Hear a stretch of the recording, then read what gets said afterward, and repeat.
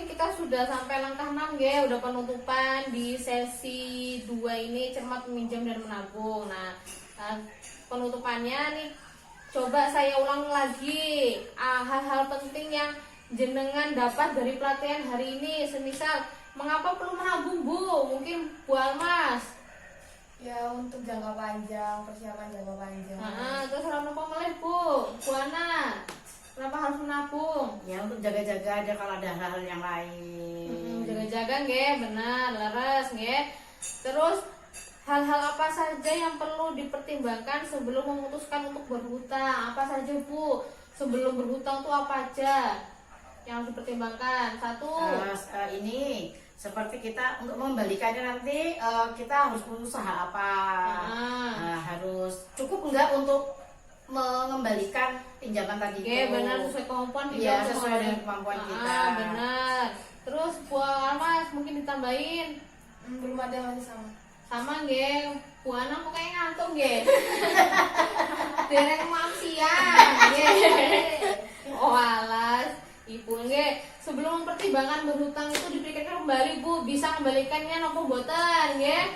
Terus jangan mengambil banyak-banyak, sesuaikan dengan kebutuhan. Kalau kebutuhannya untuk bayar sekolah nggih dibuat bayar sekolah saja.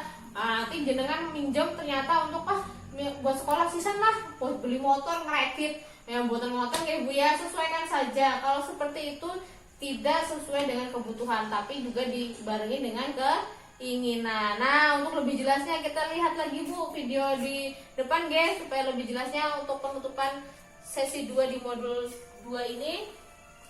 Monggo disimak nggih, nanti saya tanya. Nggih.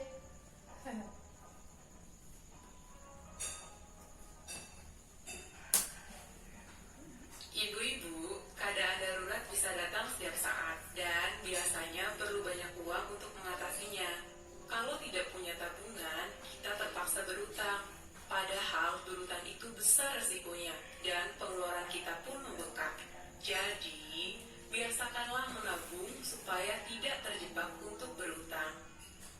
Sisihkanlah uang untuk ditabung segera setelah kita menerima pendapatan. Menabung tidaklah harus banyak, yang penting rutin dan disiplin. Menabunglah secara terencana untuk memenuhi kebutuhan tertentu, misalnya untuk mengumpulkan modal usaha. Dan yang tidak kalah penting, pilihlah tempat menabung yang paling menguntungkan kita. Bila kita sampai terpaksa berutang, rencanakanlah utang secara cermat. Pinjamlah uang hanya untuk memenuhi kebutuhan, bukan untuk keinginan. Gunakan tabungan yang ada lebih dulu sebelum memutuskan berutang. Dan sesuaikanlah jumlah utang dengan kemampuan kita untuk membayarnya kembali. Pikirkan juga bagaimana cara kita membayar cicilannya nanti. Bandingkan dan pilihlah tempat meminjam dengan total pengembalian yang paling murah dan sesuai dengan pola pendapatan kita. Ampun. Tadi apa yang bisa kita ambil dari film tadi Bu? Ya cara meminjam dan cara menabung. Sebelum meminjam tadi apa aja harus dipertimbangkan? Ya harus dipertimbangkan kemampuan kita.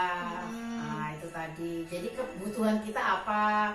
Jadi bukan keinginan kita, tapi kebutuhan kita. Tadi juga dibilangin menabung itu segera setelah mendapatkan uang. Jadi nggak apa-apa sedikit, yang penting rutin niku. Terus gunakan hutang itu untuk kebutuhan saja, bukan untuk keinginan. Kalau bisa bukan sah hutang Bu, resikonya banyak Apalagi kalau udah berhutang, hutang lagi untuk nutupin hutangnya, gali lubang tutup lubang, ora kelar-kelar Wah, kalau seperti itu ya repot jenengannya Wah, jenengan Bu Ayu, walah Bu Ayu. Niki wonten brosur bisa dibacakan mungkin Ibu Ana ben ora ngantuk Bu Ana niki. Niki Bu Ana pripun?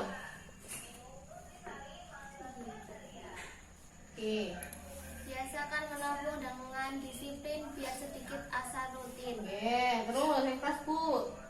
Selanjutnya, jika perlu berhutang rencanakan dengan matang. Benar Bu ya. Menabung tadi harus disiplin, yang penting rutin, dikit-dikit aja yang penting rutin Terus Jika perlu berhutang, rencanakan dengan matang ya. Tadi tuh bisa ngangsur boten, harus direncanakan. Kalau banyak nanti pasti angsurannya juga banyak. Selanjutnya ini ada tips Bu menabung. Tips menabung yang pertama, tentukan tujuan menabung. Misalnya untuk bayar uang pangkal sekolah. Untuk apa lagi Bu nabung? Buat usaha. Lara untuk usaha. Tadi untuk apa lagi Bu? Berjaga. Jaga-jaga. Misal di kemudian hari tadi jangka panjang ya Bu Almas nggih, leres.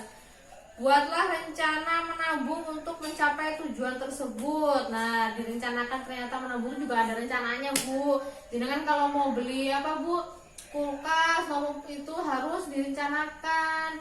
Misal kulkasnya buat apa nggih? Oh, buat besok model usaha bikin es, ngoten nggih. Nah, itu bisa direncanakan. Terus sisihkan uang untuk tabungan sejak awal, bukan menunggu sisa pengeluaran. Kalau nunggu pengeluaran, jenengan bukannya nabung wis kelar, duitnya udah habis. Nah, itu menabung tidak harus banyak, asalkan rutin. Benar, menabunglah dengan disiplin.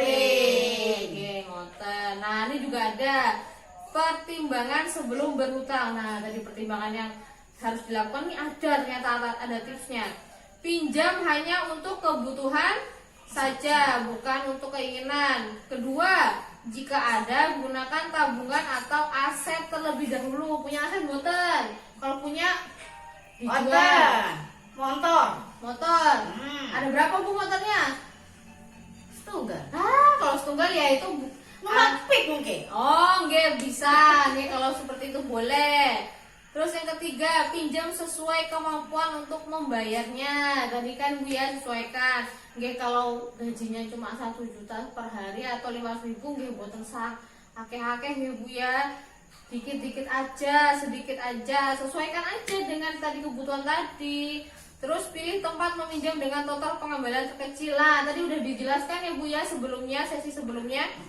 Apa aja tempat-tempat meminjam yang baik atau yang total pembeliannya kecil? Seperti koperasi. Koperasi itu kecil Bu? Kecil. Oh kecil. Oh nggih. Cuma koperasi aja Bu? Sedulur.